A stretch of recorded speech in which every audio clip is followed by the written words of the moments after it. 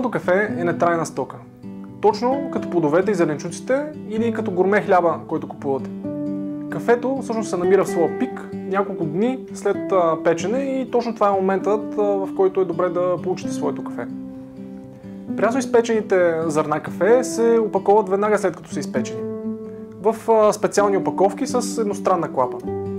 Тази клапа позволява всъщност на газовете, които се отделят от прясно изпечените зърна, да излезат от опаковката и в същото време не позволява на кислорода да влезе вътре.